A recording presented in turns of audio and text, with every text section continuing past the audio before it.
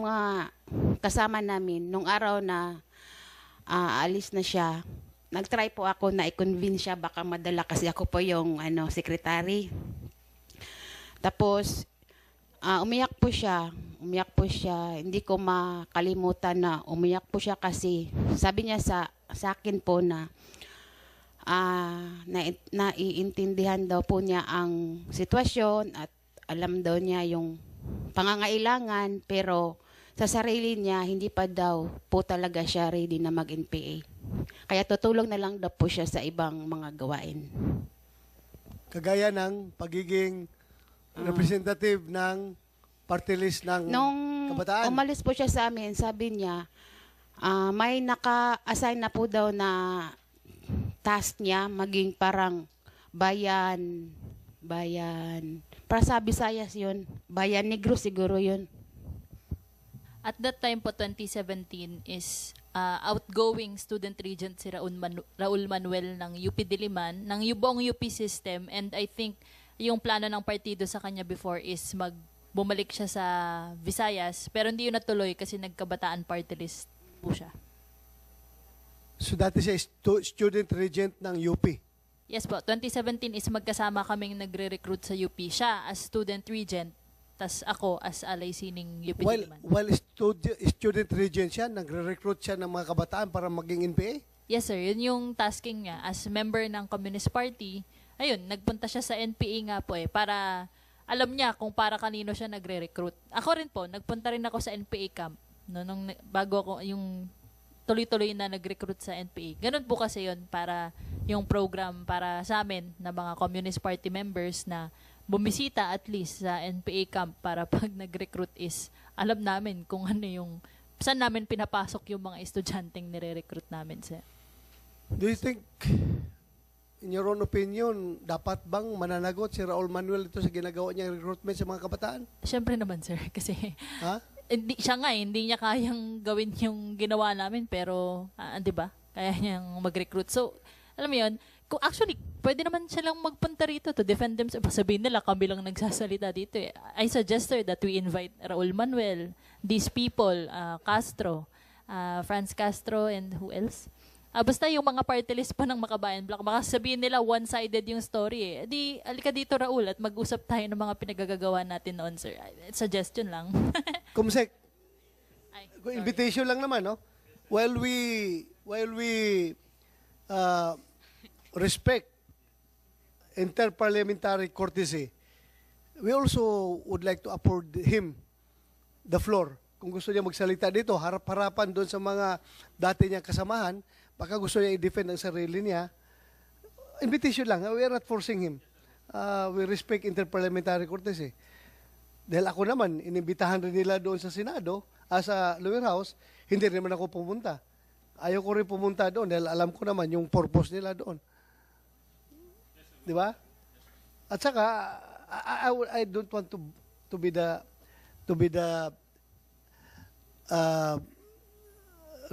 yung magiging president. I don't like to become the president. Mamaya yung mga next na mga senador magagalit na sa akin. Bakit kasi inunahan ni Bato pumunta doon? Kami ngayon, pupunta na kayo, obligado pumunta. But anyway, just offer him. Baka gusto niyang pumunta. Yun lang, imbitahan lang ninyo. Pero I don't think pupuntahan dito. Sige lang. Please continue.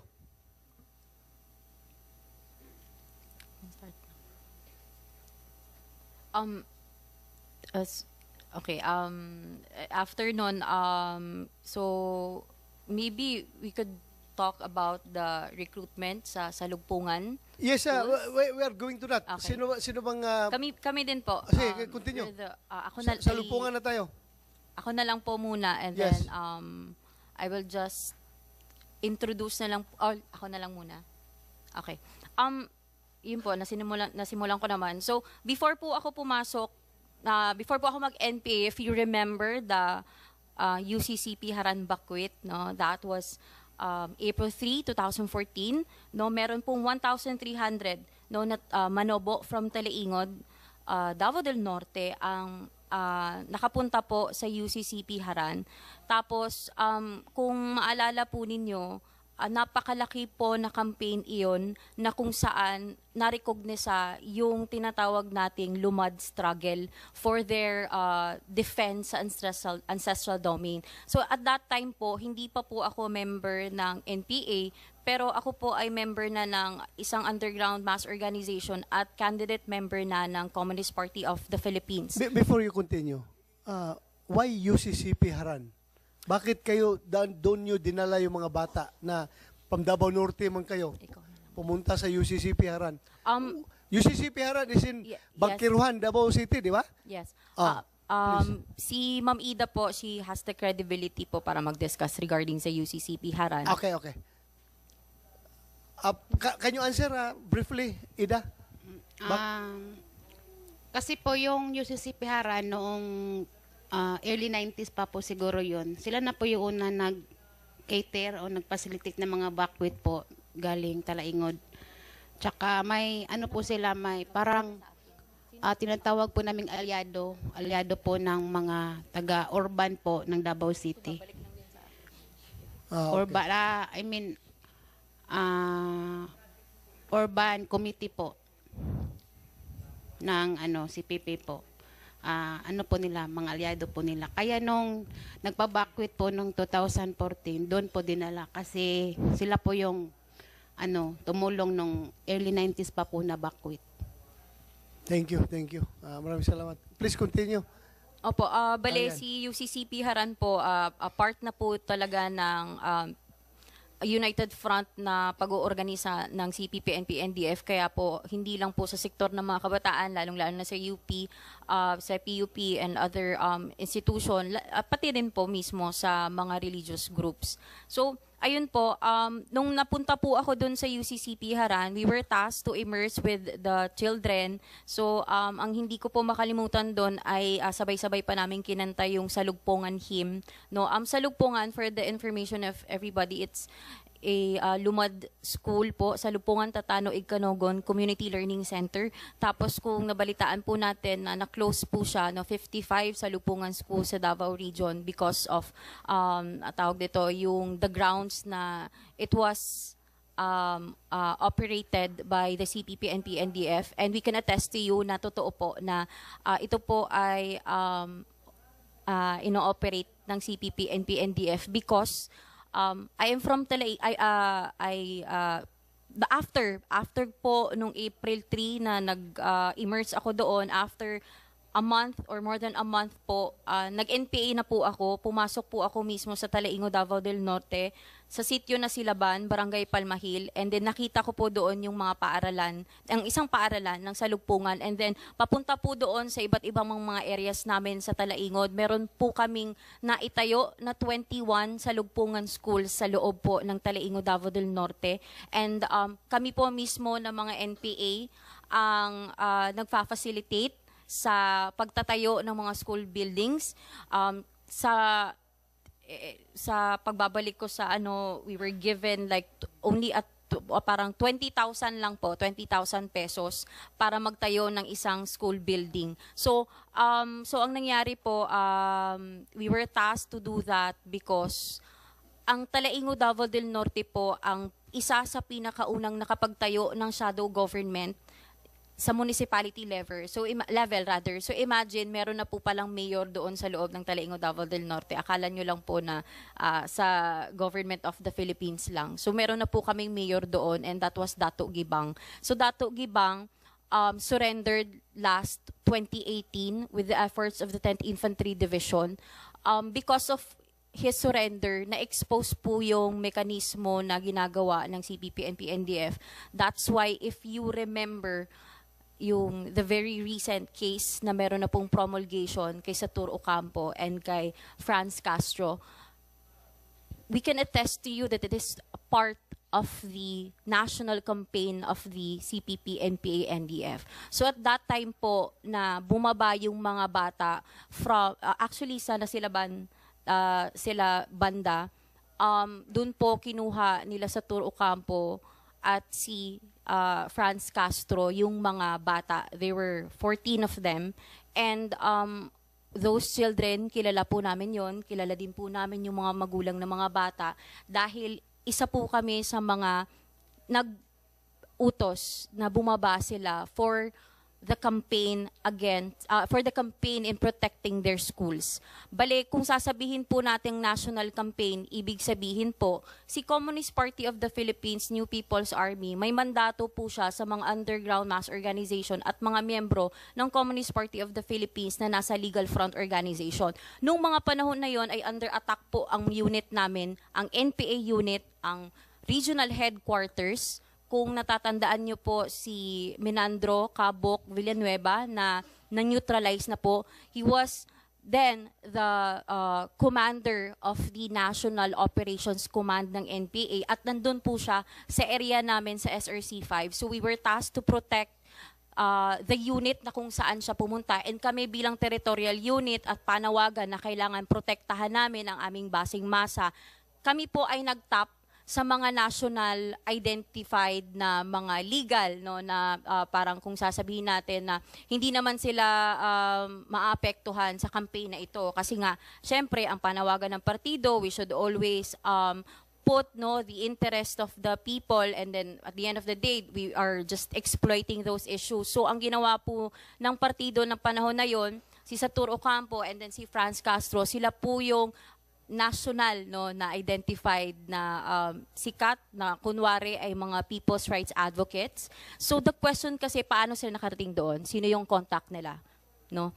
Sino yung kilala ba sila ng mga tao sa Talaingod? Hindi sila kilala. So paano sila napunta doon? It is because of the command of the Communist Party of the Philippines. So ang partisipasyon po ni Franz Castro at ni Satur Ocampo sa tinatawag nating parliamentary struggle, napakalaki po yan para maprotektahan ang NPA sa loob mismo doon sa unit na kung saan kami galing. So because of that campaign, akala po namin mananalo kami, pero napakatalino na po ng security forces natin dahil alam na nila yung mekanismo ng gawain namin because of course, ilang taon na rin pong paulit-ulit na nagpapabakwit ng mga kabataan at mga kapatid nating katutubo. So because of that, they were apprehended, no? And kayon hinaharap natin yung hinaharap nila yung isa sa mga kaso na kung saan sila ay na-convict. And i-connect ko lang po ito sa, if you are familiar with Bay Bibiaon, sa UP Diliman po si Bay Bibiaon ay nandoon. Sa panahon po ng Manilakbayan, si Bay Bibiaon, she is the first ever tinatawag nating babae na tribal chieftain sa Manobot tribe. And if you will Google Bay Bibiaon, makikita nyo na meron po siyang mga awards, no? Lalong-lalo na po sa UP Diliman, meron po siyang natanggap ng mga awards, and actually international awards. Bay Bibiaon is a member of the Communist Party of the Philippines. And we can attest to that dahil si Bay Bibiaon ay kasama po namin mismo sa loob ng kilusan, mismo sa loob sa Talaingod, Davao del Norte. Ngayon, in connection, no, kasi alam naman natin na sila Satur Ocampo, sila Franz Castro, they're really projecting that they are the ones na they're advancing, no, the indigenous people's rights. Pero kasali din po kasi sila doon sa campaign sa Manilakbayan. From 2014 na bakwit hanggang sa 2021 na bakwit, kasali po ang mga legal front organizations and identified, no, na legal front organizations ng CPP, NPA, NDF para doon po sa pagpapatuloy ng kampanya. Si Bay Bibiaon po ay namatay na. Ngayon, gusto pong kunin ng kanyang pamilya si Bay Bibiaon, pero hindi po binibigay ng kung sino mang responsable, lalong-lalo na sa Save Our Schools movement. No? So, wala daw karapatan ang kanyang pamilya na kunin ang katawan ni Bay. And ang sinasabi nila, the last time na nalaman namin kung saan si Bay Bibiaon ay nasa UP Diliman po. And ito po yung isa sa mga crucial na pangyayari. That's why sinasabi si UP, mga balunan ng NPA, etc. Yun ang parating projection. And of course, I don't believe that because I'm a graduate, no, sa UP. Pero yun nga po, dahil meron pong mga legal front organizations na nagtatago, nagiging part po tayo doon sa hindi makatarungang pagtatago din po sa katawan ni Bay Bibiaon. Interconnected po ito lahat. That's why sa Satur Ocampo and Franz Castro, child abuse, harapin niyo po yung kaso niyo. Let's not, tawag dito, wag nating lokohin yung mga tao. If you say that the indigenous peoples will be on your side, hindi po yun mangyayari. Isa pong napakalaking sampal sa muka sa mga Talaingod Manobo dahil hanggang ngayon ginagamit niyo po ang muka ni Bay Bibiaon for donations. Kung pupunta po tayo sa Talaingod, For donation? for donations, if you will, Sino nagdo-donate? international organizations or any private entities na naaawa or parang na-deceive din mismo sa campaign. Because, Alam na kaya nila, napatay na si Bobby Diaon? yes, actually po may mga press conference na po, na balita na po, napatay na po si Bay Bibiaon and the family, no? Sila na po mismo ang nanawagan na ibalik nyo na po yung pamilya. Pero, hindi po nila kayang ibigay yung katawan ni Bay Bibiaon. Kasi po, pag once na ibigay nila yung katawan ni Bay Bibiaon, lahat po ng katotohanan sa kung ano po ang reason kung bakit nandun si Bay Bibiaon sa UP Diliman, lalabas. Ang pinaka hindi po namin gusto kasi na until now, no, they don't respect the body of Bay Bibiaon. Kasi nga, lahat ng mukha ng Bay Bibiaon, naka-plaster, online, international, may libro pa po siya. And yung libro niya, kilala ko po ang nagsulat. No? He was a former NPA member na we're very fortunate dahil nagbalik loob na po sa gobyerno. Pero pinagpeperahan po nila yung campaign. So, yung Bakwit campaign, yung SOS campaign na to protect the Salupungan schools, lahat po yun, it is to protect the New People's Army and the mass base and of course, no, to generate funds. And until now, they are doing that. Kaya po, sa ngalan po ng pananawagan namin ng hustisya, we want na sana po maibalik si Bay. And with all due respect, yun po yung gustong mangyari ng mga kasama ko dito. And they will also explain their part na hindi lang po galing sa akin. So, sino mag-explain ng part na yan? Si Dato Tungigman Simoyat po. Dato, But before si Dato po sige. magsalita, parang may video po kaming Sige pa. ipapakita po sa inyo. unahin mo yung video. Go ahead.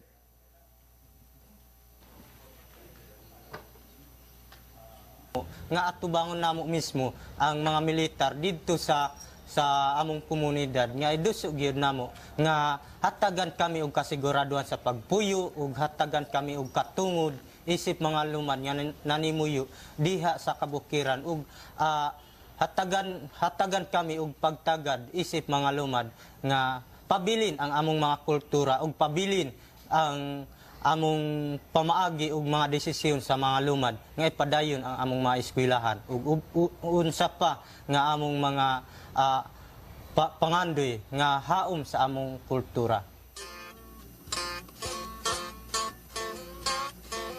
Ang pagyatak sa among katungod isip mga lumad diha sa kabukiran, taas pod nga panahon ang among pakigbisog sa yutang kabilin, ilabi na diha sa partikular sa Pantaron. So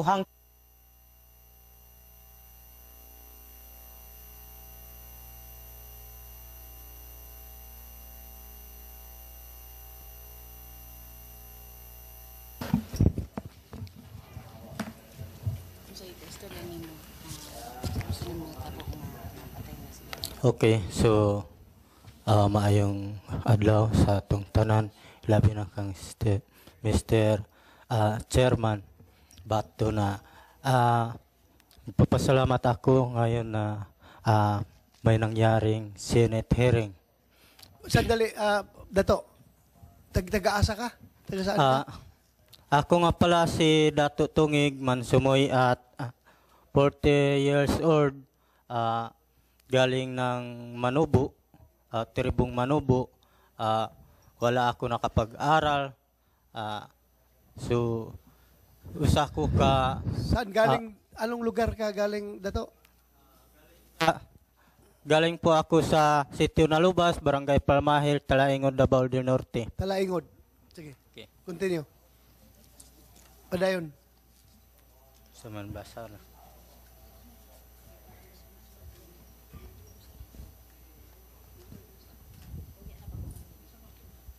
Okay, so kato nakita na to ang ano ko pa yung ano kasi may video namin nung nasa Haran sa ilang taon yung bakwit sa Haran. Saan ako?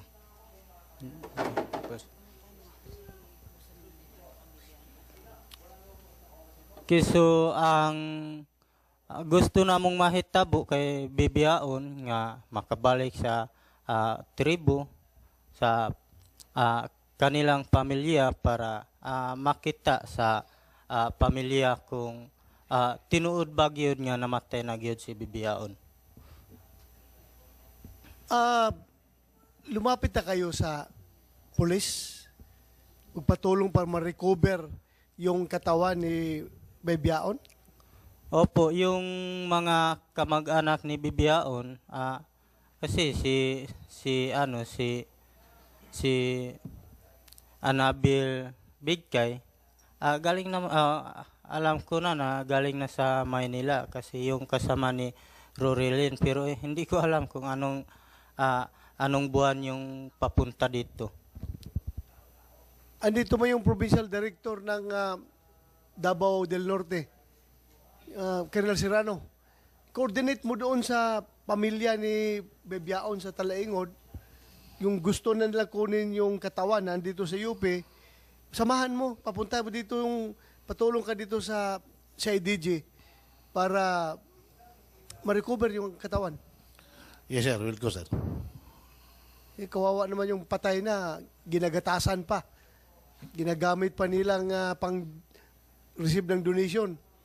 Kasi si Bibiaon grabe manggamit yung mga tao na yan, no? Patay na, ginagamit pa para pang-generate ng funds. Grabe. Sige, patuloy mo. Dato. Okay, so ako ako dati ko Sandali, Dato. Nandito si Vice Chancellor Agpawa. Can you confirm or deny kung andyan ba sa loob ng UP campus yung katawan ni Bibiaon? Ngayon ko lang nalaman, Senator, yung tungkol doon. Can you help us determine kung andyan talaga? We'll have to get details from Miss Ramos siguro tungkol doon. Okay. Para Sige, papaalam natin. Arian Ramos, confirm mo na sa loob ng UP Diliman si ang katawan ni Bibiaon? She was, no, Your Honor. Ang ibig ko pong sabihin, last po naming nakita si Bay Bibiaon sa UP Diliman because of the Manilakbayan campaign. And after po niyan, hindi na po namin alam kung saan na po siya. And I was not updated with the recent activities ng pamilya niya na pumunta po sa, actually, the NTF-ELCAC helped the family of Bay Bibiaon. And I guess, Your Honor, baka po pwedeng makapag-set tayo for the case of Bay Bibiaon because sa case niya po kasi interconnected ito sa Salugpungan schools. Kasi po because of the Salugpungan schools na naging sentro po ng recruitment ng mga kabataan para maging NPA po, maging miyembro ng NPA, yun pong manipulation din po kasi sa prestige ni Bay Bibiaon. So ni-raise lang po namin ito kasi sa kampanya po ng Partido Komunista ng Pilipinas, si Bay Bibiaon po yung icon. So yung mga aktivista po na mga kabataan from UP and other state universities, malaki po yung pagtingin nila kay Bay Bibiaon, and that's why they are, radicalized at ginagamit po yung sitwasyon ng mga kabataan, lalong-lalo na po yung pag-close po ng Salugpungan School. So the issues that I am saying to you are concrete basis para po mag-radicalize ma-radicalize yung mga kabataan. Thank you. PD, Davao del Norte, mayroon pa ba salugpungan sa Davao Norte? Good afternoon, sir. Yeah, good afternoon. As of 2007 to 2019, tama po si Ma'am Arian Ramos, there were 21 salugpungan schools established in the area of responsibility of Davao del Norte, majority are situated in Talaingod. But in October 2019, DepEd Davao issued a closure order in all Salugpungan schools and its affiliate in the province. Hanggang 2019 October lang sila, sir. So ngayon, wala na. Wala na, sir. Hindi na nakabalik. Yes, sir. Pero i-monitor nyo. Sigurado ako babalik at babalik yan. Yes, Lalo sir. na pag hihina yung ating, itong ating NTF-ELCAC, pag hindi ito masuportahan, babalik at babalik yan. I tell you, andyan pa rin yung mga tao na responsible dyan eh. Actually, Hindi sir, pa nga nakulong si Franz Castro, di ba? with regard to the case of Franz Castro, last July 15, they were convicted with Section 10, RA 7610, other acts of neglect, abuse, cruelty, or exploitation in other conditions prejudicial to the child's development.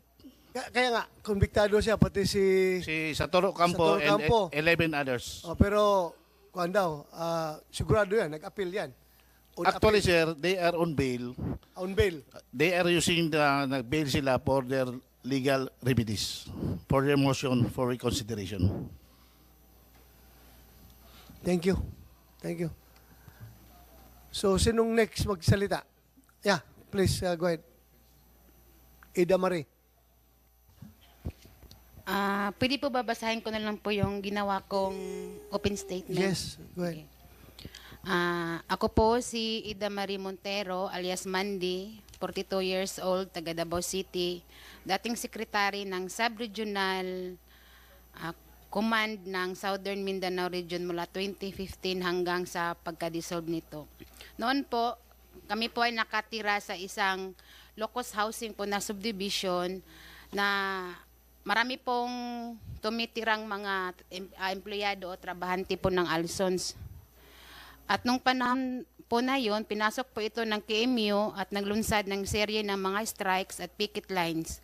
Pumasok din ang iba't ibang mga organisasyon kagaya ng Anak Bayan noong May 2000 na kung saan ang aking best friend ang naging chairperson sa aming komunidad. Dahil dito ay naging aktibo din po ako sa organisasyon at dito po ako na-recruit.